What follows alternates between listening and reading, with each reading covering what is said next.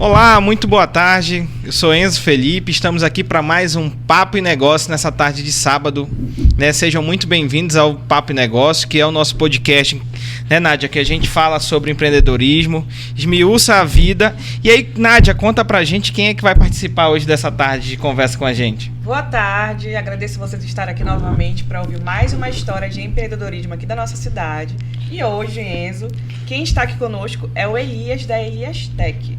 Vou falar aqui o mini currículo dele. Ele tem 37 anos, é formado em Ciências Biológicas pela UEA e ele está fazendo também gestão de processos no Senac. Ele tem, na parte de técnico, ele é especialista em reparo de placas, e ele é especialista em microsoldagem e ele é ex-funcionário dos Correios na área comercial. Então, com esse currículo, ele tem um pere agora que se chama Elias Tech e nós viemos hoje conhecer aqui a história dele. Então, boa tarde, seja bem-vindo ao nosso podcast. Por favor, se apresente. Boa tarde. Como já foi dito, me chamo Elias e eu costumo dizer que hoje eu estou em Parintins para tentar ajudar o máximo de pessoas possíveis nessa área de reparo de celulares. Então, para mim, hoje, Parintins é um foco de poder ajudar o máximo de pessoas possíveis com telefones que estão precisando de reparo. Então, nessa minha caminhada para chegar aqui, a gente encarou alguns obstáculos, que era justamente essa comunicação com o nosso cliente, que a gente tem tentado superar ao longo desses dias. Agora, Elias, conta pra gente como foi o início da tua jornada comercial, Você que veio do serviço público, mas como é que era o Elias no início da vida comercial mesmo? Eu venho de uma família que são de funcionários públicos, então meio que desde meu ensino médio eu sempre fui um cara que estudou para concurso público.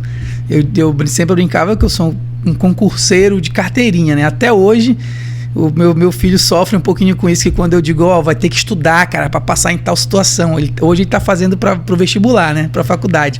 E ele fala, mas se eu estudava tanto assim, o foco e tal. E quem já sabe como é a vida de concurseiro, às vezes sabe que começa de manhã cedo e só termina bem tarde da noite, quando tu tem um foco para passar. Então eu fui concurseiro ali por 10, 12 anos, e concurseiro mesmo depois de passar no correio e estar trabalhando, eu continuava viajando para fazer os concursos em todas as cidades aqui por perto que eu podia. Então sempre foi nesse foco.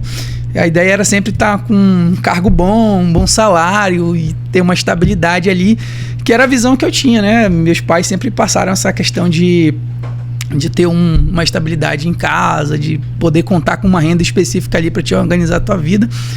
Eu nunca pensei nesse meu início de vida de ser um comerciante ali, na área do comércio.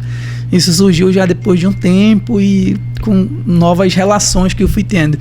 E eu conheci, por exemplo, minha esposa, a família dela nenhum é focado nessa área de funcionalismo, mesmo ela sendo hoje funcionária pública, mas pais, irmãos, então o pessoal que eu tive contato com eles, todos são da área de comércio e tal, e aquilo ali foi me chamando a atenção e meio que me dando assim uma cutucada ali, é uma forma de tu mudar a tua vida do jeito que tu quer, e talvez o concurso público demore um pouco para sair nessa pegada.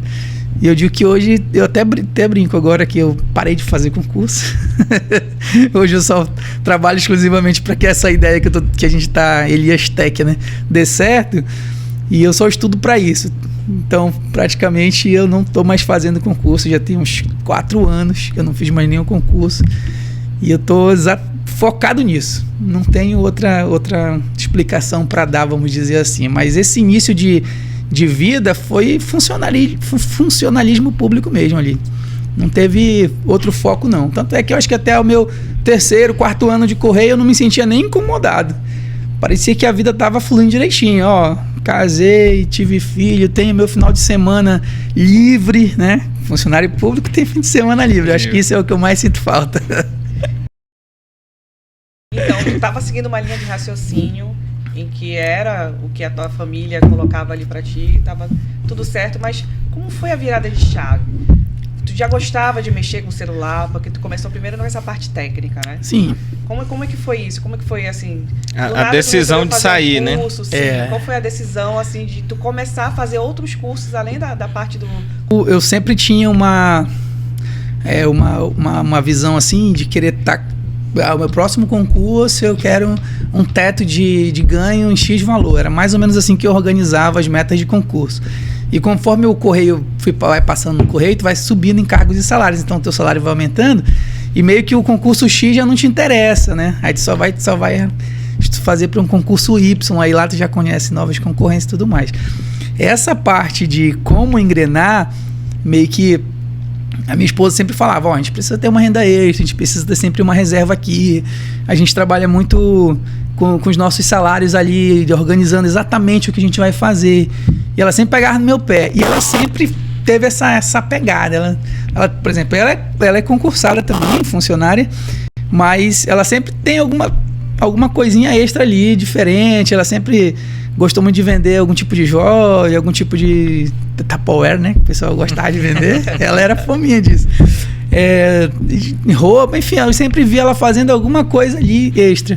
Eu nunca fui agoniado para fazer nada disso. Mas ela ficava perguntando, ei, tu não vai fazer nada e tal.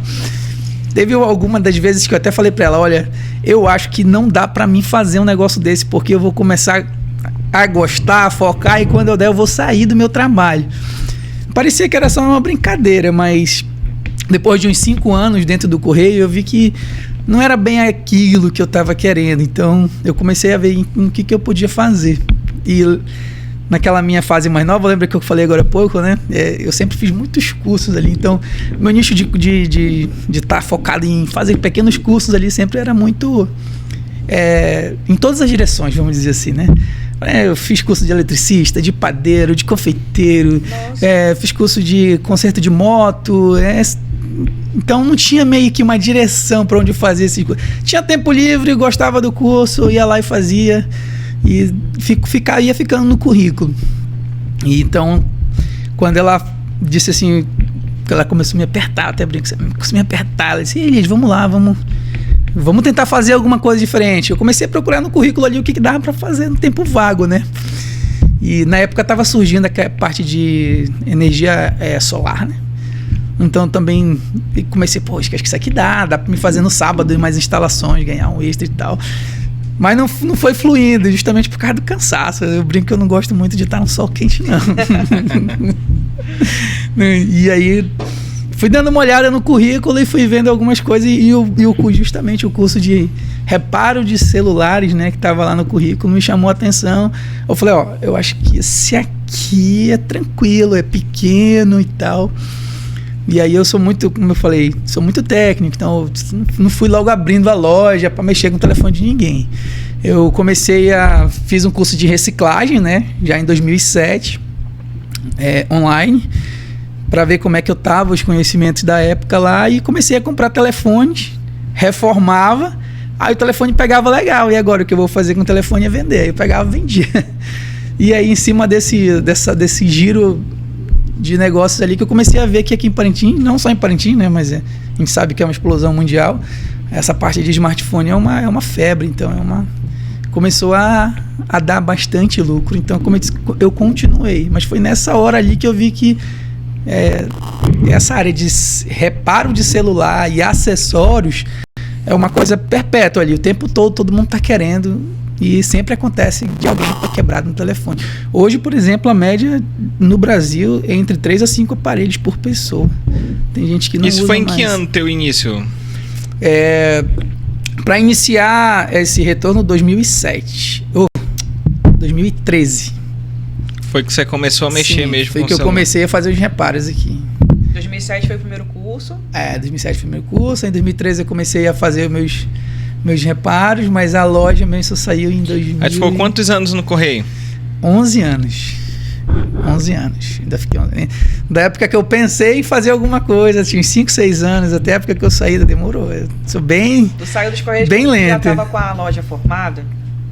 Não, eu tinha uma loja virtual. Quando eu saí do Correio, eu estava só com a loja virtual.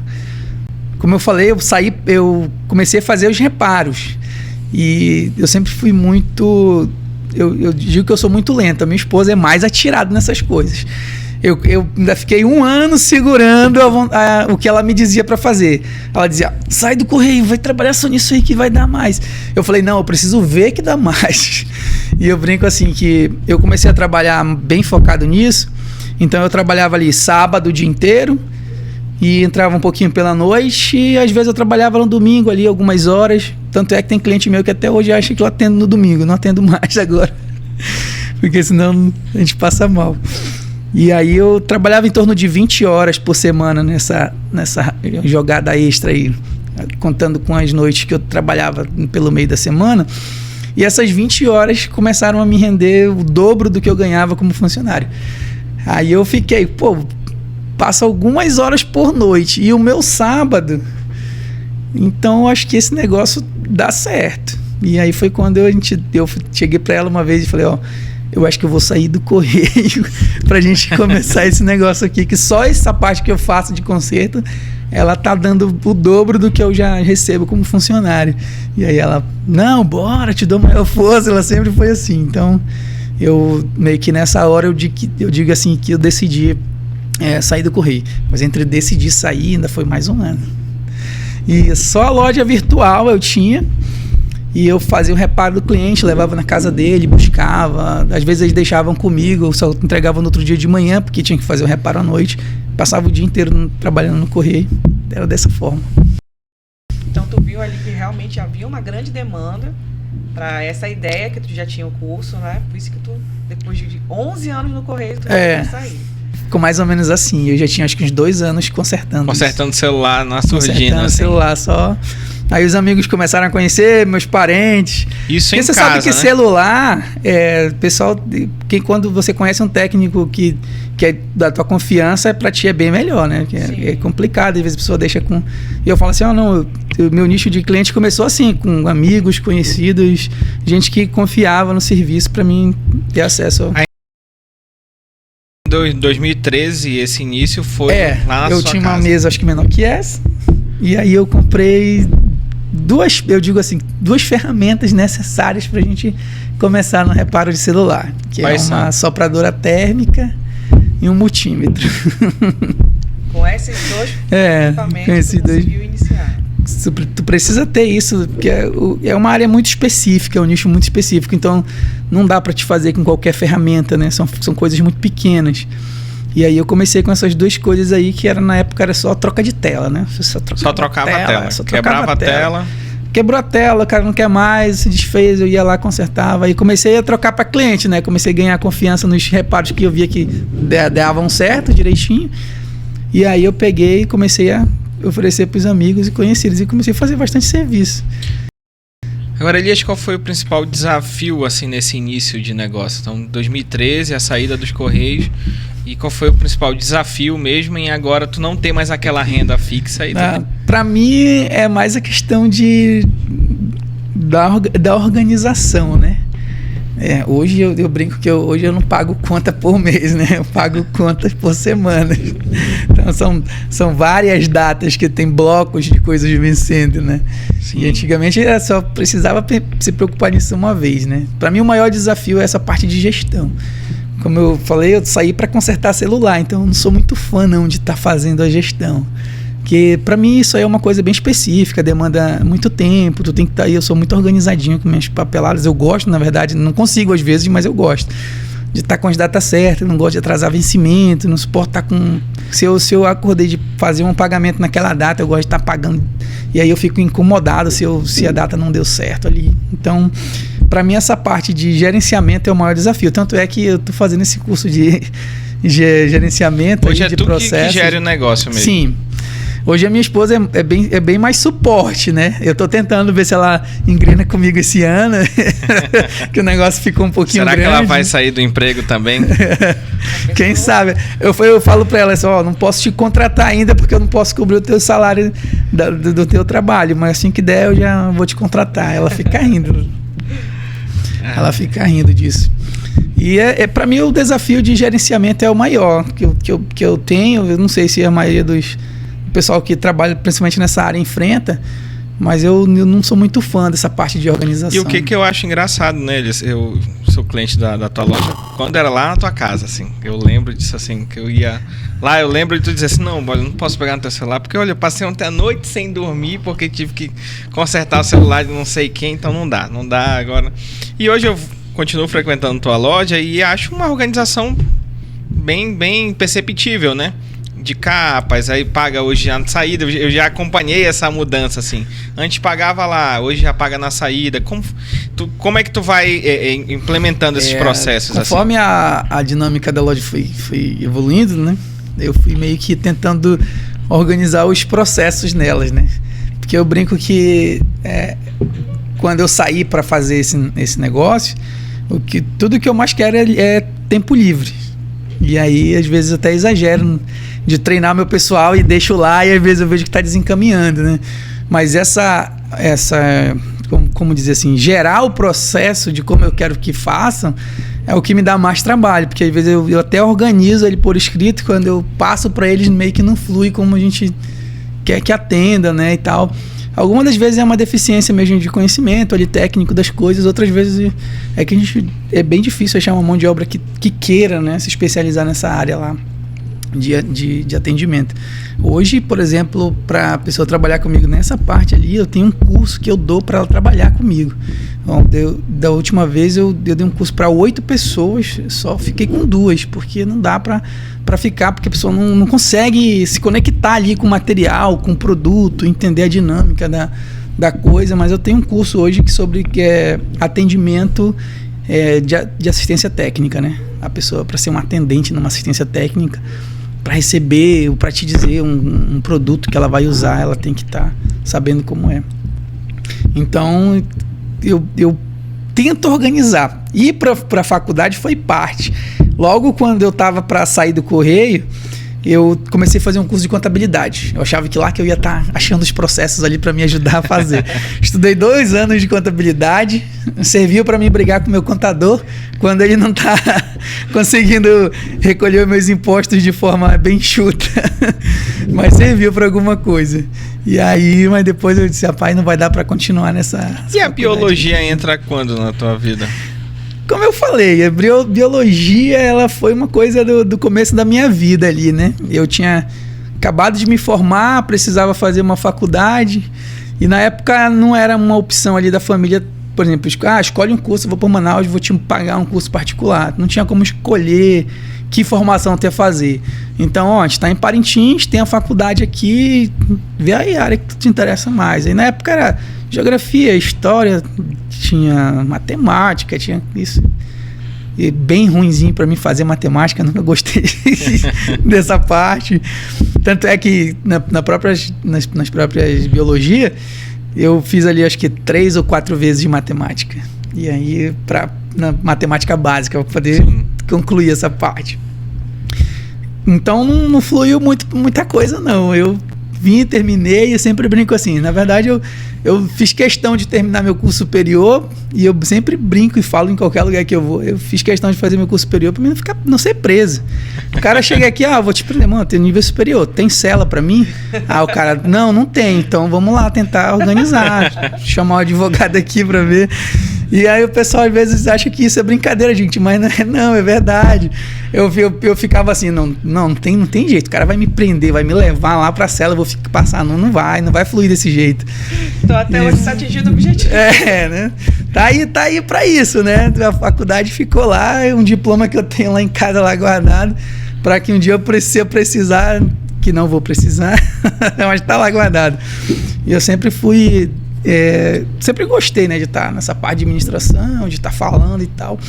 E a própria faculdade, para os professores, cara, continua, faz um mestrado, faz alguma coisa ali. E nunca foi, né, nunca fluiu, né? Eu sempre já trabalhava, né? Pegava o dia inteiro no correio, aí chegava na faculdade 6h30 e eu presencial, aí até quase 11 da noite.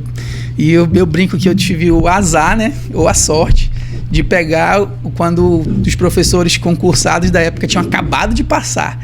Então eles estavam assim, com um plano de aula imenso e eles ministravam aulas 2 horas todinha que eles tinham por vez. Então quem começava às 6h30 só parava 8h30, quem começava 8h45 só parava 8h15. Então ali eu brinco que eu dormia várias vezes na aula ali, né? E eu falava assim, não, mas vai dar certo esse negócio, vai dar certo. Minha esposa que ficava lá em casa me esperando até 11 horas. Então me diz, Elias, tu falou assim que tu conseguiu ver esse nicho do reparo aqui em Parintins. Sim. E hoje o celular a gente usa para tudo na nossa vida, na parte de trabalho, estudo, o entretenimento em si. Então é muito mais fácil eu fazer um reparo em um celular do que eu comprar outro. Agora, essa parte de reparo, ele é o foco principal hoje da Elias Tech ou vocês trabalham com outra coisa? Hoje a gente tem 2 segmentos, né, que são os acessórios e os consertos. E os acessórios, nos últimos 2 anos, eles ganharam uma dimensão muito grande aqui em Parintins, porque a gente trabalha num estilo, não sei bem explicar lá na parte de administração, não peguei bem bacana o nome, mas assim, a gente não tem estoque. Então eu giro toda semana, eu tenho estoque entrando e saindo. Então isso chama muita atenção, porque tipo, a capinha que tu vai hoje lá, semana que vem eu já vendi, já tem outra coleção nova lá, ou no máximo de 10 em 10 dias. Então assim, sempre tá... o que tu tá vendo ali é o que eu tenho disponível, não tenho nada guardado. Então eu sempre tô com esse estoque mexendo, isso chamou muita atenção, porque como eu mexo o estoque, eu também mexo na rede social, na mesma velocidade. Então todos os dias a gente posta coisa nova, posta inovação, posta alguma coisa, uma tecnologia nova que chegou. E o acessório começou a chamar muita atenção. E aí, como eu já tinha conversado com minha esposa que o nosso foco é ser celular e tablet, que aqui em Parintins a gente procura qualquer coisa e não encontra, então a gente começou a trazer também coisas muito específicas, né? Cabos adaptadores, hub, né? Que são adaptadores multiportas ali. Então a gente começou a trazer coisas que só a gente tinha, então isso foi chamando muita atenção ali. E o acessório acabou ganhando uma dimensão muito grande. Mas esses 2 segmentos são os segmentos principais que a gente tem hoje, tanto o de conserto e o de acessório. Eu até brinco que vocês estão vendo essa virada, né, desse ano, e eu estou meio que retornando a dar o foco nas manutenções, né? Hoje, por exemplo, a gente tem o laboratório, o melhor laboratório de reparo do Baixo Amazonas, para a gente fazer reparo em qualquer tipo de celular e smartphone e também smartwatch. E a gente só não está com os serviços disponíveis, mas o nosso maquinário está todo pronto na loja. É isso que eu estou montando agora e estou voltando para lá para dar os treinamentos. Então, quem tiver interesse na área, que fique de olho que a gente deve estar lançando ainda esse semestre o treinamento de reparo básico e reparo intermediário, que tem a ver com troca de vidro, com consertos, e com certeza desse pessoal que eu já vou treinar, alguns já vão ficar como funcionário lá, porque eu preciso expandir lá a parte de técnica, e então eu preciso que essas pessoas saibam operar essas máquinas, que também é uma coisa bem difícil de se encontrar na região. Isso é algo que não tinha em Parintins, assim, isso não tinha. Não. Hoje tem alguns técnicos que já trocam vidros, que é uma área específica da parte de smartphone. Hoje já tem alguns técnicos que trocam vidros, mas eles trocam vidros assim de telefones mais básicos, que a gente diz assim, tela reta, que são as telas planas. E eu estou trazendo um maquinário para a gente trabalhar até com tela curva, que é uma tecnologia nova, que, por exemplo, o S20, né, o pessoal conhece mais, S10, aquela linha S10, S20 que tem aquela beirinha da tela curvada, aquilo não é feito do mesmo jeito o reparo de tela que é feito num telefone como um Samsung A10, A15, que são telas retas. É diferente um pouquinho essa parte de troca de vidro. Então eles não fazem e também não tem um maquinário porque é um pouquinho caro. Então eu até brinco, né? Mando mensagem para eles e tô trazendo um maquinário X, você tá precisando, né? Hoje a gente tem, por exemplo, uma máquina que ela faz a descolagem da tela e da traseira a laser. Então, por exemplo, o seu iPhone quebrou a tampa traseira. A gente faz ela a laser. Em vez de ser na mão, estalando o vidro ali, porque já quebrou, quero tirar. Aí ela é para fazer o trabalho manual, tirando parte por parte, aquecendo e depois desaquece. A gente não faz mais esse trabalho manual, a gente usa uma máquina que ela faz toda a descolagem. Isso geralmente é nos iPhones, né? Sim. Agora que a Samsung está com alguns modelos, né, de traseira de vidro, no Brasil basicamente eram os iPhones. Eram os iPhones. Sabe o que eu acho engraçado, Elias? Que você não é a única loja de assistência, mas eu tenho certeza que é uma das que mais tem um ticket médio alto, que é o ticket médio alto. Tem um valor, assim, condizente, um lucro bom e que continua vendendo. O que tu acha que foi essa virada de chave, assim? Porque tem, às vezes, o mesmo acessório em uma loja pode ser um pouco mais em conta, mas a gente prefere comprar lá contigo. Eu brinco que isso ali já começou desde do início da Elias Tech, né? Algumas lojas aqui em Parintins já vendiam acessórios, mas assim, a gente chegava lá, a gente não conseguia identificar bem o acessório. Como a gente ia trabalhar só com isso, eu falei, não, vocês têm que saber exatamente o que estão fazendo. E no começo, na verdade, era só eu, né? Então, meio que quando um técnico vai te vender uma capa, meio que eu praticamente explicava para a pessoa, olha, essa tua capa aqui vai ser assim, assim, assim. Às vezes o outro concorrente até tinha, mas ela chegava lá, ó, tem capa do modelo tal, tem essa capa aqui. Mas ele não explicava ali para que servia, onde protegia e tal. E o pessoal gostava muito dessa identificação, então eu sempre tive essa questão de valor agregado. E aí, quando eu comecei a ver que as capinhas tinham diversas especificações, eu comecei a trazer capinhas que realmente valessem a pena para o cliente, para poder ele não reclamar, vamos dizer assim, usar essa expressão, né? Não reclamar do preço, porque ele está pagando por uma coisa que faz jus ao valor, né? E como eu fazia o conserto e como consequência eu indicava o acessório, meio que o cliente não estava muito aí pro preço, não. Se eu tinha um carregador de R$20 aqui, ele estava vendo, eu tenho esse carregador de 20, esse de 25 e esse de 30. Se eu dissesse para ele, ó, acabei de consertar teu telefone, mas o melhor é esse aqui de 25. E aí ele, beleza, eu vou levar. Eu não se preocupava se tinha o de 20 ali, não. E eu sempre fui muito focado nessa questão, né? Por exemplo, o cliente, quando ele vai lá, quando eu treino meus vendedores também, eu sempre falo para eles, vocês têm que ser verdadeiros consultores pro cliente. Porque se toda vez que tu vier aqui tu oferecer o produto mais caro, ele já vai saber que tu só quer vender o produto para ele. E nem sempre o produto mais caro é o que o cliente precisa. Você tem que vender o que o cliente precisa, porque eu preciso que ele esteja todo mês comigo lá. E eu acredito, eu penso assim, né? Pelo menos por esse lado. Que eu acho que isso que fez a diferença de o cliente sempre estar comigo lá, mesmo muitas vezes pagando mais caro no produto, literalmente, assim. E eu falo pro cliente, digo, mas porque tu tem um atendimento antes e depois. Porque mesmo que tu precise de mim depois, eu não vou te cobrar mais uma consulta. Já está incluído ali no meu acompanhamento de venda ali, daquilo que a gente está vendendo.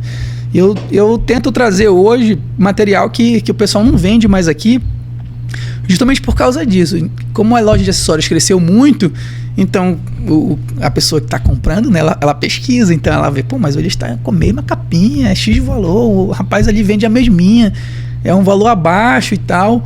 Eu falei, gente, mas esse valor que eu consigo precificar, eu cheguei nesse preço aí depois de ver meus custos, minha margem de lucro e tal, infelizmente a gente vai ter que ficar nesse valor. Nunca baixei preço de material, eu até brinco, eu tenho vontade de aumentar. Mas assim, eu vejo que não tem necessidade, eu vejo que é um valor que condiz com a realidade também nossa aqui, né, de produtos, e aí eu acabo tendo uma margem eficiente ali para a gente vender. Acessórios é uma coisa muito boa de se vender. Tanto é que muitos clientes meus hoje têm lojas e foram lá perguntar de mim, Elias, e esse acessório assim, eu consigo vender e tal? Você consegue, faz assim. Tem os fornecedores, eu digo, mano, é lá no centro de Manaus, vai lá e pesquisa lá, é tranquilo, é umas 3 ruas, tu vai andar e pode satisfazer. Sim. Então, você que está aqui nessa tarde de sábado assistindo a história de empreendedorismo do Elias, que está interessado em um acessório de qualidade ou que não sabe onde ir, se caso tenha algum problema no seu smartphone, no seu iPhone, procure a Elias Tech, vá lá, faça seu reparo. E depois de toda essa propaganda aqui, Elias, eu fiquei com uma dúvida sobre uma situação do teu início de vida. Tu disseste que tu ficaste trabalhando nos Correios na área comercial. Sim. Essa tua experiência da área comercial teve alguma influência para tu vir para essa parte aqui de abrir uma empresa? Tu trouxe alguma coisa de lá? Eu digo que o que me manteve consciente, né, no que era um negócio, foi justamente ter trabalhado nisso. Eu trabalhava como atendente comercial e nessa área no Correio a gente recebe treinamento até gerenciamento de agência, né? Então a gente meio que aprende com vendas, gestão, organização de metas. A gente entende lá aqueles índices que a gente precisa para organizar uma loja. E também o Correio é muito metódico, é uma empresa muito grande. Então meio que ele, para tudo que tu vai fazer dentro, ele tem um manualzinho ou ele tem um papel dizendo, olha, para te fazer isso tem que, por exemplo, tem uma cadeira, tá velha, vou jogar fora. Numa empresa como um Correio, a gente não pode simplesmente, eu sou gerente, vou jogar fora. Não tem isso. A cadeira, ela tem uma numeração de registro lá no sistema e tu tem um procedimento para jogar fora a cadeira. E aí eu meio que aprendi muito com essa questão de processos. Então hoje o nosso grande não chega a ser um problema, mas o nosso grande tendão de Aquiles ali é gerir os processos da loja. Eu estou em fase de criação, eu tenho assim quase todos os manuais básicos da loja escritos e são eles que fazem parte do meu treinamento. E tu que escreveu esses manuais? Sim. Conforme eu fui vendo que a forma de atender que eu queria era daquele jeito, eu comecei a escrever e deixei ele ali organizado. Porque eu digo que a Elias Tech hoje é o meu negócio, né? O Elias faz ali a ideia de como ele quer que aconteça. E quem vem trabalhar comigo, ele tem que meio que adotar aquela ideia para trabalhar. Eu chego com ele, quando eu vou contratar, eu digo, a loja funciona assim, eu tenho essa ideia, essa aqui, assim, assim. Eu preciso que tu pegue essa minha ideia e faça ali no salão ou na área de atendimento, faça funcionar. Então, essas pessoas, quando vêm para trabalhar comigo, meio que ela tem que entrar nesse mesmo pensamento, fluir comigo. Se ela achar, não, eu trabalhava no lugar X e eu fazia desse jeito, e eu falar para ela, não é desse jeito aí, se a gente não se alinhar, não vai poder continuar aqui, porque eu preciso que tu faça mais ou menos assim. Então essa parte de escrever processos é uma coisa muito minha, porque eu quero que seja fácil de replicar a loja, né? Até hoje eu tô com essa ideia na cabeça. Uns 2 anos para cá eu comecei a ter a ideia de montar outros pontos de atendimento. Mas eu preciso que esses processos sejam feitos, porque quando eu levar uma loja para um outro lugar, eu não vou estar lá, né? Durante o tempo, mas o tem dia. Que ir a mesma qualidade. Mas tem que ir o mesmo padrão. Então eu sou muito preocupado com isso. E então essa parte de fazer processos, de ter processos, na verdade, na loja para o que fazer, veio muito da minha parte de funcionarismo público, né? Então, eu digo que assim, que não foram à toa, não. Foram muito úteis, né? Para mim, toda a carga de treinamento que eu tive, de conhecimento que eu peguei. Lá o Correio, por exemplo, trabalha com metas semestrais e anuais. Então, a gente tem que estar entregando o material para eles no prazo e tudo mais, aquela coisa, e faz relatório, enfim, são coisas que a gente vê ali que organiza para te depois conferir, né? Olhar ali, melhor de crescer aqui, melhor de crescer ali. Tanto é que, por exemplo, um dos passos agora que é voltar para dar foco nos reparos, foi justamente por causa disso, né? Os nossos custos com acessórios estavam muito altos. Estava girando toda semana. Sim. E não estava começou a não ter demanda, porque eu estava trazendo material que todo mundo tinha. E aí eu falei, todo mundo tinha, mas o cara vende mais barato. Então eu falei, então se eu não sou mais exclusivo nisso, bora dar uma parada nisso aí, bora repensar e bora ver no que a gente vai investir. Então, para esse ano 2025, para os nossos clientes, a gente está trazendo muito material bom, né? E a gente está fechando umas novas parcerias para trazer também material de alta qualidade. Por exemplo, essa capa aqui, né, que eu estou usando agora, ela é de uma empresa onde eles dão garantia para a gente de tela. A capa vem com um certificado e você cadastra. Aí você manda as fotos do aparelho e aí você tem garantia da sua tela. Se o seu telefone quebrar a tela caindo com ele, eles te dão a troca da tela de graça. Não, eles pagam, né, no caso. Eles pagam um reparo.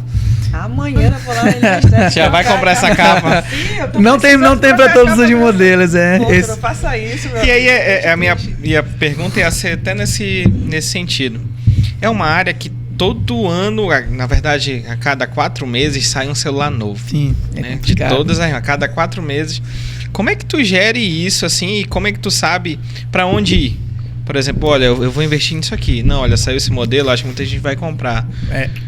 Porque quem mais conserta telefone talvez seja o pessoal do Android, né? Sim. Quem mais conserta. Porque geralmente o iPhone, ele é mais chato de consertar. É mais específico. E aí, como é que tu faz, assim, essas escolhas? Até pro dinheiro não ficar parado também, né? Eu brinco que às vezes a gente né? Que não flui, né? O pessoal parece que vai vender, não vende. Então, com os anos, a gente vai pegando as experiências ali, das situações. E a gente, por exemplo, para esse ano agora, esse último ano, 2024, a gente meio que deu uma freada. Saiu o modelo, a gente fazia questão de trazer película. Capa a gente esperava para ver se fluía, para ver se tinha demanda. Como eu falo para vocês, o meu giro é de 10 em 10 dias para ali, toda semana. Então, se eu sentisse que essa semana aqui veio muita gente procurar, e aí eu já sabia que eu tinha que comprar capa daquele modelo, porque estava precisando. Aí eu já tinha que trazer, e então eu já trazia de fornecedor e já deixava tudo organizado, vai ter modelo da capa tal. Que aí, às vezes, muitas dessas capas, né, a maioria são produzidas na China. Então ele já vem por um importador. Então a gente já tem contato com o importador, eles, vai chegar a capa para mim do modelo XYZ ali. Aí, tá chegando do modelo tal, aí, poxa, não tem e tal. Aí já fica mais complicado. Por exemplo, quando lança um iPhone, tu já lançou, tu já tem a capa ou não? Não dá tempo. O iPhone, ele é muito... a gente vai saber Sim. que vai sair, é série única. Não é igual quando, por exemplo, a Samsung lança ela lança em três tamanhos, vamos dizer assim. Né? Tem o básico e o Ultra Sim. e o Plus. E aí, o iPhone não. Quando ele lança a versão Pro e a versão normal. Então, assim, quando vai lançar, tem menos vazamento do iPhone. Então, meio que o pessoal não sabe para onde, eu brinco que o pessoal não sabe para onde a câmera vai. Então eles não conseguem fabricar a capa antes. O Android não. Um mês antes do lançamento a gente já tem capa à disposição pra gente trazer. Inclusive alguns modelos. Por exemplo, agora lançou o S25 Ultra. Sim. Já tem essas... Para quem já comprou o S25 Ultra não tem capa, mas tem película. E isso aí é um grande diferencial nosso, porque eu acredito que agora eu já vi alguém postando também uma máquina aqui, mas por muitos anos, assim, nos últimos, acho que 3 anos, assim, praticamente só a gente tinha uma máquina que corta a película. Aí a gente fabrica a película na hora para você lá. É uma máquina que corta películas em hidrogel. Então, lançou o telefone hoje, eu já tenho película hoje. Então são películas de alta resistência, que aguenta muito impacto e são hidrofóbicas, né? A água pinga, ela já escorre pro lado, ela não fica ali melando a capa. Sabe que eu conheço pelo menos umas 3 pessoas que têm essa máquina e todas as pessoas que eu converso dizem, não, só quem se deu bem com essa máquina foi o Elias, só ele vende. Eu acho engraçado, por isso que eu te fiz até a pergunta, tem coisas que você se tornou referência e mesmo que seja um valor mais alto, você tem um ticket médio mais alto, você consegue ser referência naquilo. E quando a gente vai estudar o negócio, é muito difícil tu conseguir fazer isso. Assim, tu tem vários anos de mercado e consegue uma coisa que muita gente corre às vezes a vida toda para conseguir e não consegue, que é manter um preço, ter uma qualidade. Isso é admirável. Nessa questão das máquinas, né? Eu digo que isso aí é um lugar ali que é para ser explorado, mas realmente é uma área ali muito... como eu venho falando desde o começo, tem coisas que são muito técnicas. A pessoa pode até ter um valor para investir, mas se ela não tiver um especialista com ela ali, meio que não flui, né? Por exemplo, eu brinco, por que as películas que eu uso funcionam e do pessoal não funciona? Já teve concorrente meu, né? Eu nem gosto de falar essas palavras. Teve parceiro meu que comprou a máquina, mas disse que não deu certo. Mas aí eu fui dar uma olhada. Por exemplo, as películas que eu uso, eu faço questão de importar direto da fabricante. Eu trago da China as películas. Então é um processo longo, às vezes demora de 40 a 60 dias, às vezes a Receita não libera. Mesmo eu comprando periodicamente, às vezes a Receita Federal embarga. Por exemplo, agora, o meu lote de final de ano, eles me deixaram sem película de tablet. Eu até não sei porquê, ainda vou ter que ver. Não liberaram o desembaraço, simplesmente barraram e devolveram as minhas películas. Então são lotes que não são tão grandes. Então eu trago elas direto da fabricante e aí eu já consigo ali ter o meu custo reduzido, né, para me ter uma margem mais aceitável. E a outra questão é que eu trabalho com garantia dessas películas. Se elas não funcionarem, eu aplico outro. porque elas são de alta qualidade. Então, às vezes, o cliente troca, literalmente troca mesmo, deu errado ali, bateu na beira. Eu digo assim, às vezes até é um mau uso do cliente, mas eu vou lá e cubro, né? Porque são clientes que são clientes fiéis nossos, então a gente troca ali. Mas assim, as películas têm garantia, as películas de hidrogel que a gente troca. Então, às vezes o cliente, que é os nossos parceiros, né? Concorrentes ali, trocam película, mas como eles cobram um custo que não tem como dar uma garantia, aí a pessoa bate ali e vira, não gostei dessa película, né? Mas a película de hidrogel, na verdade, é uma película de alta adesão, né? Então ela, na teoria, não pode soltar. É melhor do que a de vidro? Eu brinco assim, que tem que saber o cliente, tem que entender o que o cliente faz. Às vezes não é nem o que ele quer. Tem cliente que aí comigo, qual é a película mais cara que tu tem aí? Eu falei, hidrogel? Aí, mas como é o teu estilo de vida? É assim, assim, assim. Não serve. Tem que saber o que o cliente faz. Por exemplo, quem costuma colocar o celular dentro da bolsa, com chaves, com coisas pontiagudas, como canetas, algum tipo de acessório, alguma coisa ali, não recomendo. Porque a película de hidrogel, ela suporta impactos. Mas se tu colocar uma coisa pontiaguda ali, ela rasga. Então a pessoa tem que saber exatamente para que ela vai usar o material dela, né? Eu tenho uma película de hidrogel mais resistente a rasgos. Tem. Ela é bem mais grossa. Também tem. Aí se o cliente, não, eu gostei demais da hidrogel, não tem outra mais resistente? Tem. Aí é uma outra qualidade, que ela já tem uma espessura maior, já suporta material pontiagudo e tal. E a de vidro, ela tem a característica de ser até mais barata. Basicamente, o vidro pro hidrogel ali é questão de ser mais barato. Só que tem mais uma coisa. O vidro, quando trinca, pode trocar. Porque ele é feito num formato que a proteção, ela é não sei nem o nome que eles usam, mas ela é como se fosse única. Depois que tu trinca, ele não consegue mais absorver o impacto direito. Ficou trincado ali. Ficou trincado, pode trocar. Aí. É mesmo? Não tem mais segurança nenhuma ali contra impacto, porque ele não consegue distribuir. Porque a ideia da película, né, tanto é que os fabricantes oficiais, eles não recomendam o uso de película, né? Eles dizem que a tela que é a segurança. Mas a ideia da película é que ela onde tiver um impacto nela, ela distribua por toda a película. Então uma película trincada, ela não consegue mais distribuir impacto, então aquela pressão vai dar exatamente no ponto onde bateu, então força mais a tela. Então a película de vidro quebrou, tem que trocar. Não tem pra onde correr, não. E levando em consideração, assim, tu ficou um bom tempo no serviço público, pesquisou bastante para poder tu engrenar nessa área que tu tá hoje. Depois que tu saiu do teu concurso e entrou realmente nessa área, teve algum momento que tu pensou assim, não vai dar certo, vou desistir?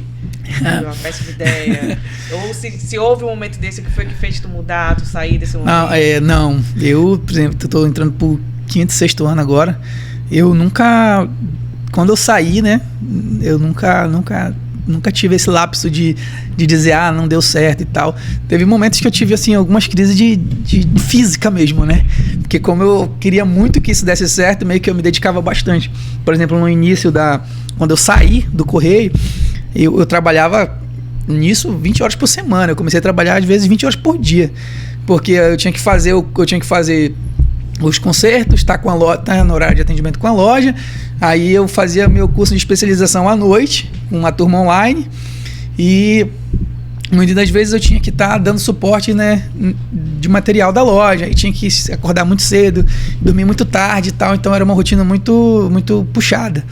E aí quando eu estava no primeiro ano, foi, né? Acho que segundo ano, foi no segundo ano, aí eu tive uma estafazinha assim.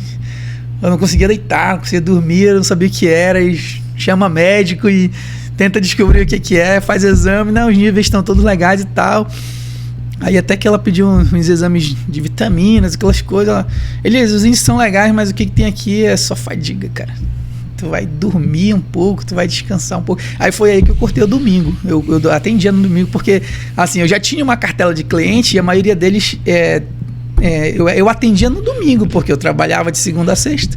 Então, meu sábado, que era dedicado a esse trabalho extra, e o domingo eu também atendia, porque sempre sobrava alguma coisa para entregar, para deixar o cara... no sábado eu vou estar o dia inteiro. Levava lá para mim de tarde, eu tinha que entregar para ele, não dava tempo. Vem pegar amanhã de manhã. Então, tinha cliente meu que é tão acostumado que ele levava 8 da manhã, ele acordava, mano, faz isso aqui para mim e tal, conserta esse telefone aqui, eu preciso viajar meio-dia para tal lugar. E eu sempre tive essa questão, já sabia se dava tempo de consertar ou não, traz aqui e tal. E eu lembro essa história de parar de trabalhar no domingo. Eu comecei a calcular minha hora de trabalho, né? Quanto que custa eu trabalhar por 1 hora? E eu tava num desses dias de domingo já, quando depois de a médica recomendar, que eu tinha parado de trabalhar no domingo. Domingo, 1h da tarde, o cara bala na minha porta lá. Mano, preciso de conserto esse prédio. Mano, não trabalha no domingo. Não é que eu não queira. Eu falei, eu até tenho essa tua peça aí, mas é complicado. Aí ele... Pelo amor de Deus, eu preciso desse aparelho hoje, só tu pra consertar. Tu atendia gente legal no domingo, cara. Por isso que eu acreditei que ia dar certo e tal. Eu falei, foi o seguinte, a minha hora de trabalho agora é X, eu vou precisar de 1 hora pra consertar. Era assim, 3 vezes mais do que o preço do reparo. Aí ele falou, eu pago. Aí eu falei, opa, o negócio aqui é diferente. É um negócio diferente, eu pago. Eu digo, cara, tu vai fazer eu trabalhar no domingo. E aí eu fiz lá o conserto pra ele, eu até brinquei quando eu fui pagar. Ele falou, não, mano, paga só o valor da tela mesmo ali, que deu tudo certo, né? Até o meu tempo foi reduzido lá. Ele, não, mas eu vou te dar esse a mais aqui e tal, porque é no domingo e tal. E agora eu já sei que tu não tá mais trabalhando no domingo, então vou te dar essa folga aí. Vou jogar no celular no sábado, né? Você não trabalha no domingo. Agora, Elias, tu lembra, assim, uma situação desafiadora mesmo, uma história que tu possa contar, que foi um desafio para ti nesses 6 anos, né, de negócios, aquele momento que foi meio um divisor de águas. Poxa, até aqui eu vivi assim, aqui um acontecimento que foi marcante para ti nessa trajetória. Eu sempre digo que eu saí do meu trabalho para ficar em casa. E nos 2 primeiros anos que eu fiquei só em casa mesmo, que eu fiz o ponto lá em casa, ainda não tava, nunca pegou aquela cara de que tô indo trabalhar, né? Eu saía de casa, rodava ali e já tava no ponto. Então, eu saía do ponto, voltava para casa e tal. E depois de um tempo a gente fez a porta por dentro. ficou mais dentro de casa ainda. Então, para mim, assim, a parte que me desafiou muito foi quando eu precisei sair de lá, né? Na verdade, chegou num ponto lá que eu precisei usar sala. Eu primeiro fiz um ponto no meu pátio, aí precisei de um espacinho mais, eu usei uma sala que eu tinha lá. Daí meus filhos mais velhos já foram viver suas próprias vidas, a casa ficou mais vazia. Só precisava de um quarto para ele e usei o outro quarto. Aí tinha mais um quarto sobrando, eu usei o outro quarto, enfim. Aí teve uma hora que essa que chegou, ela disse, minha esposa... Não dá mais, ou a gente sai ou a loja sai, né? Porque aí eu já estava com 6 funcionários na época, e aí eles começaram a não entender que dessa porta para cá era minha casa, dessa porta para lá era trabalho. E às vezes ela tá tomando café e eles abriram a porta, pô, seu Jesus, o cara tá aí para resolver tal coisa. Isso também nessa época me levou muito a escrever os processos, né? E se acontecer tal coisa, resolve assim, se acontecer tal coisa, a gente resolve assim, se acontecer assim, a gente... E esclarece para o cliente que é desse jeito ali. Então, até mesmo essa parte de direito do consumidor, né? Que tem algumas pessoas lá que chegam mesmo exigindo dentro daquele padrão e tal. Eu falei, beleza, então, se a gente vai dentro do padrão, a gente vai dentro do padrão. Bora ver se eu tenho direito ali, a gente vai cobrir ali para ti. Mas eu sempre brinco com os meus funcionários que a gente tem que ir além, né? Do direito que o consumidor tem. Porque, na verdade, para mim, o cliente é mais importante. Eu digo assim, que o cliente, para mim, tem que ser mais importante, porque muitas das vezes eu não dou uma garantia para um cliente que é meu cliente recorrente. Então, assim, ele já me deu ou vai me dar lucro ao longo de muito tempo. Então, aquela garantia, na verdade, é como se eu estivesse ajudando ele no momento que ele pede. Tu já seleciona teus clientes assim, Elis? A loja hoje é muito aberta, né? Eu ainda não tenho, assim, aquele cliente, aquela persona de cliente específico, ainda não tem aquele cliente Elias Tech. Mas assim, pelo próprio perfil da loja, o pessoal mesmo se seleciona, eu digo assim, né? Mas quem se desafia a ir lá sempre tem o mesmo padrão de atendimento. E você tem o produto e você tem ali o serviço. Mas assim, nunca cheguei a nichar, não, só vou atender esse tipo de cliente específico, não. Tanto é que eu hoje ainda faço reparos muito, muito básicos ali. Tem cliente meu que está desde o início, né? Que era meu vizinho ali. O cara ainda vai até hoje lá, todo mês, né, carregar o chip dele. E aí quando ele quebra o telefone, ele só quer que eu conserte e tal. Mas assim, eu ainda não consegui. De todas as matérias que eu já fiz ali do curso, de coisas que eu administro ali, que eu leio sobre administração, perdão, e ali eu falo, ó, acho que você tem que escrever a sua persona ali para dar mais foco na sua compra. Mas meio que eu ainda não consegui, porque celular todo mundo tem, né? Então eu ainda não tenho ali um... Qual é o celular que o parentinense usa, assim, na tua visão? Que é o celular mais popular. O pessoal usa muito. Aqui em Parintins, por incrível que pareça, Samsung é sempre em primeiro lugar. Muito, muito, muito, muito. O pessoal sempre usa bastante. E o Samsung tem uma vantagem. Ele não... o ticket médio de venda dele é algo que cabe no bolso do parentinense. Então lançou, eles estão comprando, estão trocando, né? E eu acompanho muito, por exemplo, a Americana, e não que agora deu uma diminuída nessas vendas, mas agora entrou bemol, né? Então essas lojas de rede, se eles vêm assim com uma caixa de aparelhos, 2 caixas de aparelhos, eles jogam dentro da cidade ali centenas de aparelhos do mesmo modelo. Então quando eles vêm com uma promoção de modelo tal, aí pode esperar, aparecer o primeiro, o segundo, pode esperar que vai aparecer uma fila de gente com esse aparelho aí sendo depositado. Mas Samsung e Xiaomi é o que o pessoal mais usa aqui em Parintins. Samsung e Xiaomi é constante para tudo. E os principais problemas desses aparelhos? O Samsung é mais tela, né? Porque ele quebra muito. Não são telas tão resistentes. Mesmo não sendo de OLED alguns modelos, mas assim, eu não sei também se é uma questão, eu não parei para fazer esse estudo aí, se é uma questão de, por ele não ser tão caro, o cliente não ter tanto cuidado, né? Se aventura em fazer qualquer coisa. Tem isso. Eu não sei se acontece dessa forma, mas é o que dá para entender. Mas, por exemplo, hoje um Xiaomi você consegue usar um telefone de 8 GB de memória RAM e 512 facinho, tu acha? Versões até R$2.500. Então é muito armazenamento, muita memória e é um telefone barato, relativamente assim. Então, se a pessoa tem uma máquina na mão, mas como ela não gastou muito dinheiro, ela não tem tanto cuidado. Interessante. E me diz uma coisa, tu tem interesse em colocar um novo serviço ali na Elias Tech, ou da forma que tu tá trabalhando com acessórios e com a parte técnica, no momento é o suficiente para ti? Na verdade, a gente já iniciou esse ano que passou, esse último ano, estamos entrando para 1 ano e meio agora, a gente iniciou uma pegada de... Hoje a gente dá suporte para a maioria das assistências técnicas aqui. Então isso também é uma das coisas que tem me chamado a atenção, e por isso que eu estou escrevendo o curso agora de manutenção básica, porque muita gente começa a se aventurar ali assistindo um vídeo e tal, começa a trocar as telas, e nem todo mundo assim gosta muito de estar fazendo um curso, né? E também não tem, é bem difícil na área, né? Então tem muito técnico que ele é tão básico ali que às vezes ele se descuida de um procedimento padrão. Ele vai lá na loja agoniado.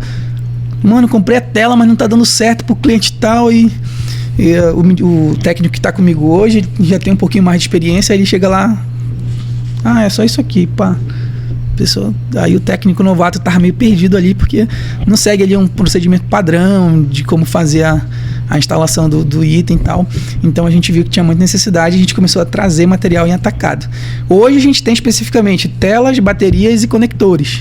São 3 coisas que a gente já vem trabalhando nesse nicho, e agora a gente quer ver se a gente amplia para ter outros acessórios como tampa, flex. Nessa área de atacado é o que tem mais demanda, porque muita gente viu também nesse nicho uma oportunidade, né? Eu comecei a investir nesse nicho porque eu vi que as minhas manutenções, né, a quantidade de manutenções caíram bastante. Mas eu falei, não pararam de consertar telefone, gente. Eu tenho certeza.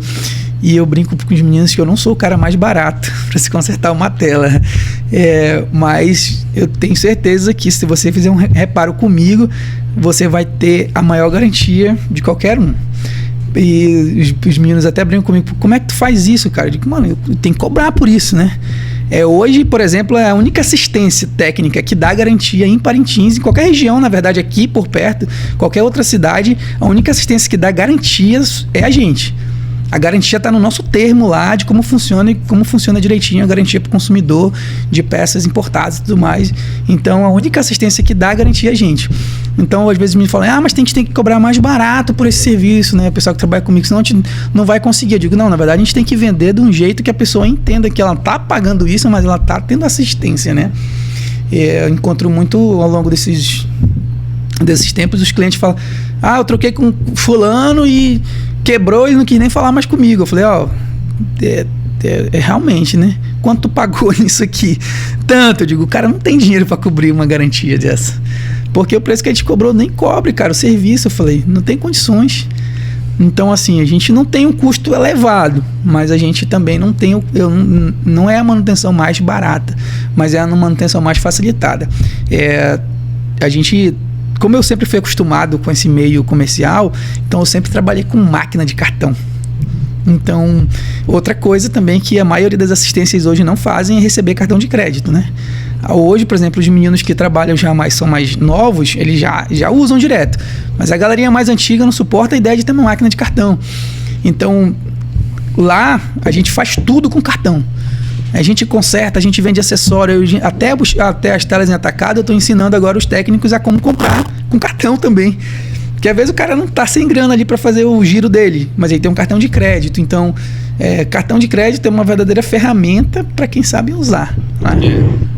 Né? Pelo menos nessa área lá de assistência técnica, o cartão de crédito fez muita diferença para a gente nessa questão de vendas. E para quem está iniciando hoje no empreendimento, essa parte de assistência técnica, tem uma dica que tu poderia dar? Para começar na área de assistência técnica, a pessoa tem que procurar um especialista, né? Quando eu falo especialista, assim, ela tem que saber o básico de manutenção. Ela pode estudar um curso online, hoje é muito, muito facilitado essa questão dos cursos online, para ela entender os caminhos ali de como organizar. E todo curso hoje de manutenção básica, ele tem alguma aulinha de gestão ali no final, para te entender principalmente como precificar, né? Porque às vezes tu cobra só pela mão de obra e não consegue reter o cliente. Para mim, o maior desafio de uma assistência técnica é deixar o cliente satisfeito nessa questão de reparo, né? Eu tenho clientes que até hoje eles são meus clientes de se desfazer de aparelho, porque eles quebram e eles dizem que não fica do mesmo jeito, né? Eles preferem se desfazer. Eles sabem que eu compro o aparelho quebrado e quebrou a vida, ele acabou. Né? Tem cliente que faz questão de trocar a tela, por exemplo, quando quebra, mas só para transferir para o outro. E para lá ele já vai se desfazer, já vai vender e tal, e ele não faz questão de manter. Enquanto, na verdade, a vida útil de um aparelho recuperado é tão boa quanto uma tela que vem nele, né? Agora eu ia perguntar, acontece mesmo com os técnicos de telefone, aquele caso que a mulher vai lá, recupera esse telefone, aí o marido vai lá, mano, não recupera, te dou R$100. Acontece ou não acontece? Já comigo ainda não aconteceu não, mas com os meninos que trabalhavam comigo já me contaram essa história, assim, que a mulher foi lá, eles brigaram lá por uma bendita traição que talvez estivesse acontecendo. A mulher pegou o aparelho, apedrejou na parede. E aí, depois voltou lá porque queria que ela queria as provas dele lá. E nisso que ela pega o telefone e vem pra loja, ele me manda mensagem. Tá indo minha esposa aí e tal, Elias, assim, ela disse que vai fazer contigo porque ela gosta de vocês e tal, e aí só que eu não deixa recuperar e tal. Eu falei, felizmente não posso fazer isso, né? O cliente que representa a parte aqui na hora que ele vem entregar é esse que eu vou ter que atender. Eu digo, eu falei pra ele, a não ser que tu vá na delegacia, faça uma queixa lá de perda de telefone, aí tu traz pra mim, que aí eu me respaldo com tua esposa. E aí ele ficou pra lá agoniado pra fazer alguma coisa, mas acabou que o telefone não deu jeito, gente. Graças a Deus. Rapaz, o cara conseguiu. Não deu jeito, o telefone foi muito danificado. Poxa, foi um belo arremesso. Tem também uma outra pergunta. Qual é o papel, assim, da tua família nessa trajetória? Você cita muito sua esposa. E da religiosidade, assim. Como às vezes a gente acha que todo comerciante não é um cara perto de Deus, ou uma pessoa que só visa o lucro, uma pessoa maldosa. Mas como é que é isso na tua vida? E que conselho também tu dá para as pessoas cultivarem esse bem-estar? Eu tenho uma cultura muito, muito forte sobre essa questão de religião, né? Hoje A gente é membro ativo de uma igreja. Na verdade, eu sempre fiz parte dessa igreja, como a minha esposa também. A gente é membro da Igreja Batista e a gente cultiva esses hábitos, né? Eu uso a palavra religiosidade muito para explicar, né, o que a gente faz, mas na verdade não é muito comum dentro do nosso meio usar essa palavra. Essa palavra ela remete a uma ideia de, vamos dizer assim, de superstição, quase que assim. Porque a gente usa muito a nossa ideia de relacionamento com Jesus Cristo como algo muito pessoal, algo muito vivo, algo muito presente. Então, o que muita da gente usa é questão de meditação, de orações, essas coisas. Também tem, porque é uma forma de você ter uma disciplina espiritual. Meu pai, por exemplo, é pastor, né, da igreja. E hoje ele é pastor da área de casais na Primeira Igreja Batista e eu sou membro ativo de lá. Eu sempre trabalhei servindo as igrejas locais que eu trabalho e eu sou muito focado na cidade que eu tô. Por exemplo, hoje eu participo da Igreja Batista aqui em Parintins e a gente serve no Ministério de Música e a gente já tem vamos dizer assim, uma carreira, uma história nessa pegada. Eu e ela, a gente trabalha com música já há muitos anos, só que sempre dentro desse viés religioso. A gente trabalha com o Ministério de Música. Para abrir o empreendimento, eu pedi licença, literalmente. Eu tava há algum tempo trabalhando e eu vou precisar de um tempo aqui, porque eu vou precisar trocar umas ideias de umas coisas que eu não conheço muito bem, então vou precisar de tempo. E esse ano a gente está meio que retornando a esse serviço, né? Porque dentro de uma comunidade religiosa você precisa fazer algumas atividades práticas ali. E essas atividades práticas envolvem tempo. Então você precisa ter tempo para ajudar a sua comunidade a crescer e tudo mais. Eu até brinco, assim, quem chega bem perto de mim, eu falo assim, cara, eu sou muito religioso nessa questão. Eu sou muito focado nisso. E eu sempre trabalho com as pessoas quando elas vêm conversar comigo e às vezes elas estão falando de outra coisa e quando elas saem de perto de mim, ela, mas já me falou sobre essa questão. Hoje eu estou trabalhando um material muito específico, que é o que eu ando com a pulseira. É uma marca chamada Eu Sou o Segundo, né? Na verdade é um estilo de vida, né? Para quem trabalha dentro dessa área religiosa, é um estilo de vida onde você sempre coloca Jesus Cristo em primeiro lugar. Então tudo que você vai fazer, sempre ele está em primeiro lugar. E essa parte de ver o comerciante como uma figura que está ali sempre querendo enganar os outros, sempre está querendo lucros despadronizados, isso ainda foi uma barreira bem grande que eu tive que enfrentar dentro da minha própria família, né? Como vocês sabem, eu falei que eu venho de uma família de pessoas que são funcionárias públicas, então a ideia de comércio também não estava muito familiarizado com eles. E foi uma luta muito grande nos primeiros meses, porque eu digo assim que a área de manutenção técnica, né, não especificamente os produtos, os acessórios, mas o conserto em si, ele é muito mal visto, né? O técnico, por exemplo, em Parintins, não só em Parintins, mas em qualquer região, é um cara assim que tem uma personificação ali de alguém muito trapaceiro, de alguém que engana, de alguém que está sempre querendo tirar proveito do cliente. Então isso foi uma das primeiras coisas que eu tive que superar, né? Tanto a questão de trazer a ideia de ser uma pessoa que tem uma religiosidade e que faz comércio. Então eu me inspirei, assim, procurei me inspirar em pessoas que realmente trabalhavam e trabalham com isso.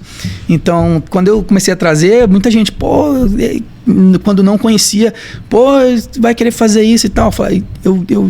Eu recusei várias vezes trabalho assim por causa disso. Eu falei, se você não confia que eu vou fazer o serviço, é melhor você não fazer comigo. Eu digo, porque quando o termo é o reparo, eu sempre falo assim, não é que eu me considere uma autoridade na questão, mas se você não confia que eu vou poder te ajudar, então a gente não tem uma via de mão dupla, porque aí tu vai querer sempre exigir de mim uma coisa que muitas das vezes eu não vou poder te dar. Então, nessa questão de religiosidade dentro da nossa vida, ela é muito ativa. Eu digo assim que eu fecho a loja para mim conseguir fazer alguma coisa ali dentro da minha comunidade algumas vezes. Nunca precisei, porque eu sempre treinei gente, né? Que aí a loja porque a loja, para mim, ela tem a ideia de servir a comunidade local aqui. Então, se eu fecho ela num dia de trabalho normal, ali alguém pode estar sendo prejudicado, porque elas confiam que a gente tem um trabalho a ser feito ali, que eles contam com a gente para fazer. Então, desde quando a gente começou a treinar as equipes, eu sempre penso nessa questão, né? Sempre deixo escalado, sempre... Mas a igreja, para mim, hoje é como se fosse a expressão de Cristo na Terra. Para quem gosta um pouquinho dessa questão de história, a gente vive um tempo onde a representação de Deus na Terra vem por meio da igreja. Então, Cristo e a igreja é algo que você precisa estar intrigado. E não, como eu falei que eu fazia parte de um grupo, não é bem uma questão de placa, é uma questão de se chegar na pessoa de Jesus Cristo. Tem muitas outras igrejas que trabalham também nessa mesma temática e você encontra Cristo lá. E eu digo que cada pessoa tem que procurar algo religioso dentro dela, porque na religião você encontra ali uma forma de você poder executar o que Jesus Cristo, como para muita gente é só um profeta, para outras pessoas é o Salvador, ela vai poder contar com o próximo. Então, se tu não sabe fazer o bem pro próximo, tem alguma coisa ali que não vai dar certo na tua vida. Eu digo que não tem como a gente fazer nada na nossa vida sem ter esse direcionamento do próprio Deus. Então, quando você segue ali uma ideia, você entende o plano que ele tem para ti, fica tudo muito mais fácil. E desde a época que eu já trabalhava no Correio, eu sempre tive essa ideia assim, se não for para fazer, não permita, né? Eu nunca fui um cara de forçar muito a barra no que eu tava, porque eu quero isso, quero aquilo, eu vou lá e vou tentar fazer. Não, eu sempre faço um plano e faço o teste. Tá dando certo, tá permitindo, tá tendo liberdade. A própria mudança agora que a gente fez, né? Dessa última que a gente mudou de prédio para um prédio maior, era uma coisa que a gente vinha perguntando, né? Nos nossos momentos de meditações ali com o Divino.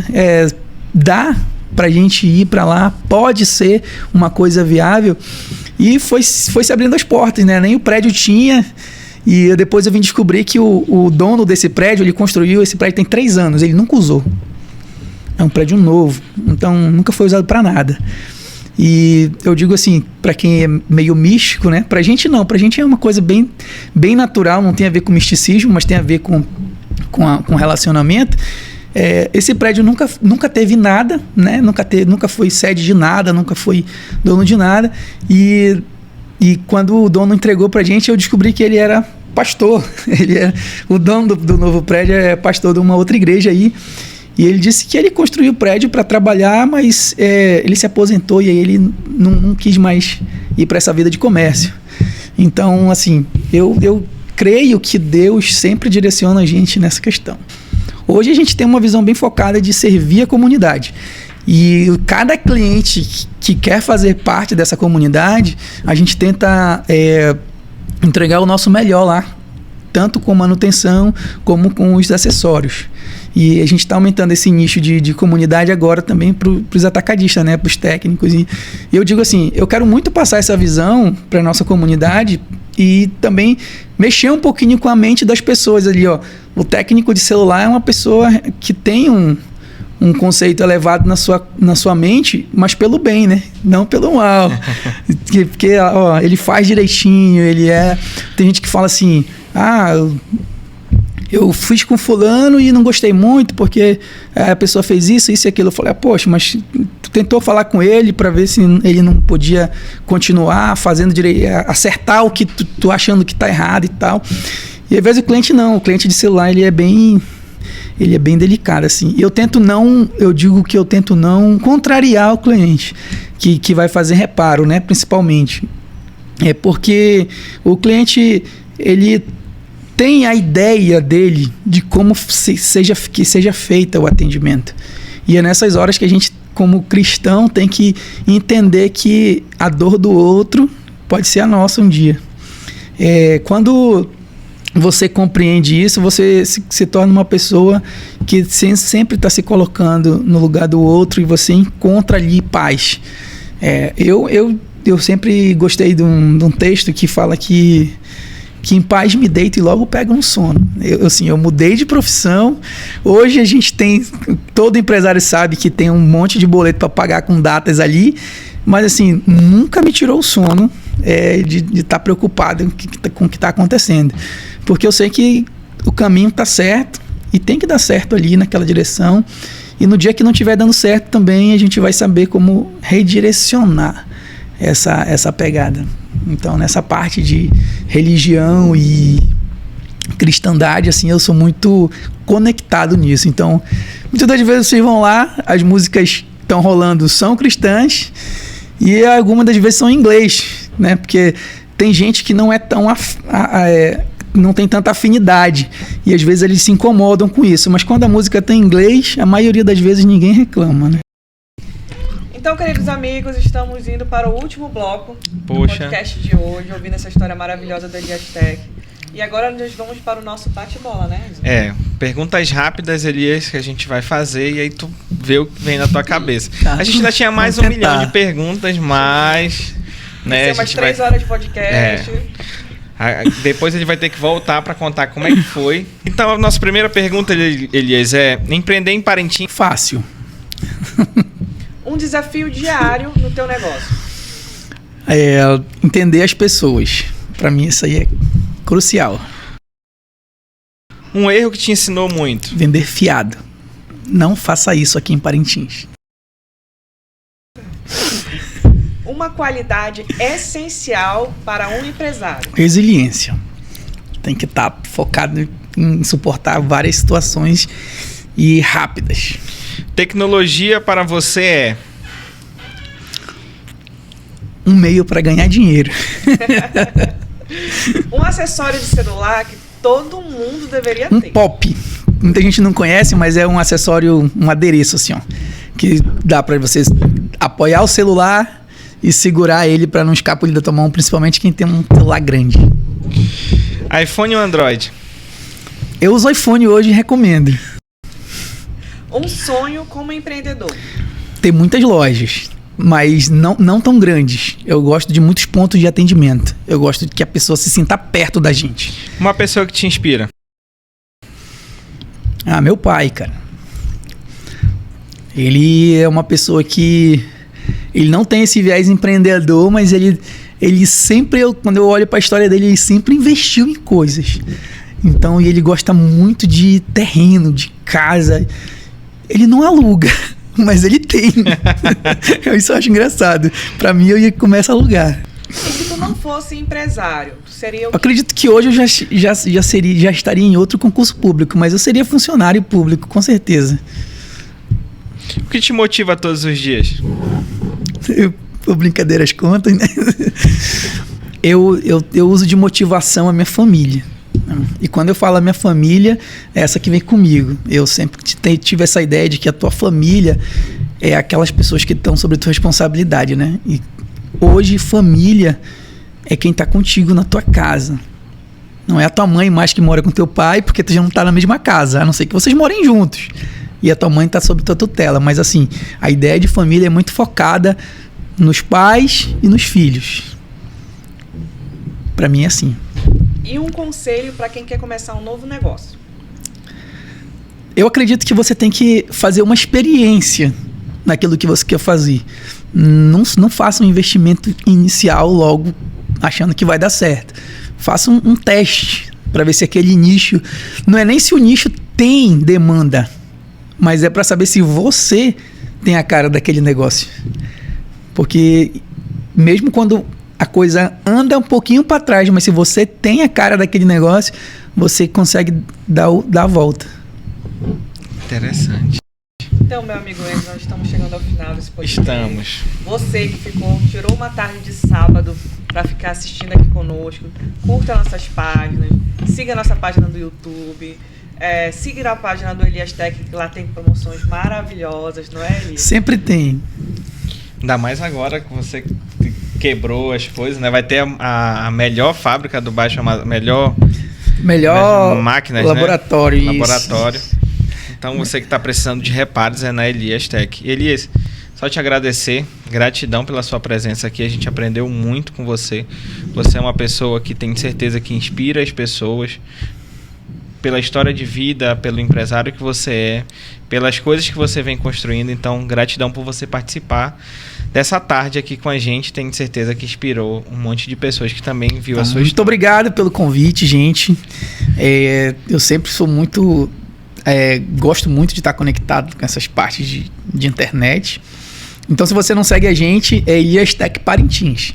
Em todos os canais sociais, a gente usa esse nome, esse arroba, e você vai lá, Instagram, Facebook, páginas, TikTok, enfim, qualquer lugar, arroba Elias Tech Parintins, segue a gente lá, e eu conto com vocês também para fazer reparos e consertos. Então pronto, gente, essa é a dica, a gente vai ficando por aqui, até no próximo sábado, no seu podcast de negócios, Papo e Negócios. Um abraço e um beijo a todos. Tchau, tchau.